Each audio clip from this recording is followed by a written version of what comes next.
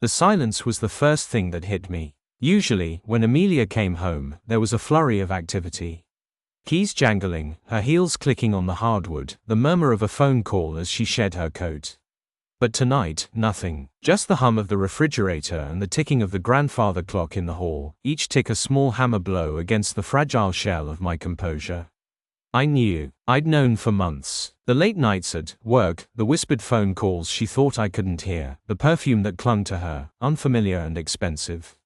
I'd even seen them together once, a fleeting glimpse across a crowded restaurant, their hands intertwined over a candlelit table. The sight had sent a cold spike of betrayal straight through my heart. Tonight, though, felt different. Final. The air was thick with anticipation, heavy with the unspoken truth that hung between us. I sat at the kitchen table, the single white envelope illuminated by the pool of light from the overhead lamp. It was addressed to Amelia, in my handwriting. My fingers tightened around my glass of scotch. The ice clinked, a tiny, brittle sound in the vast emptiness of the house.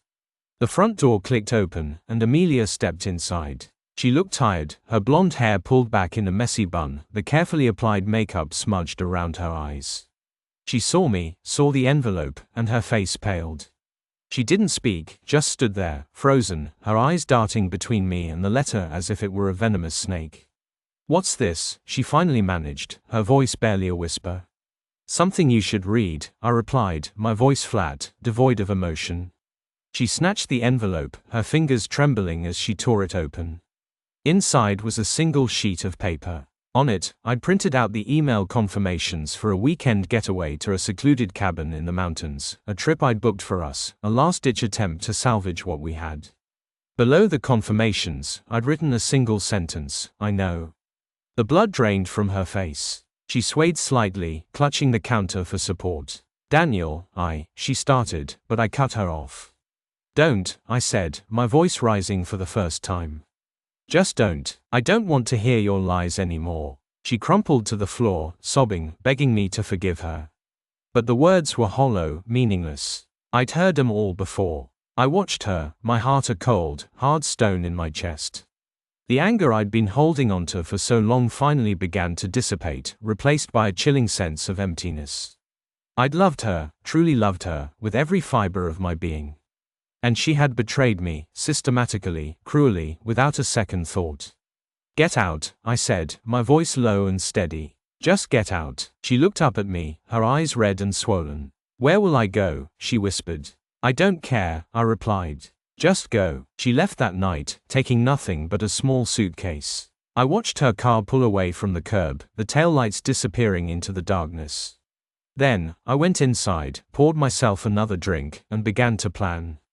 The next few weeks were a blur of activity. I hired a private investigator, who quickly confirmed what I already knew. Her lover was Parker Harrison, a colleague from her office, a married man with 2 young children. The investigator provided me with dates, times, locations, a detailed chronicle of their affair.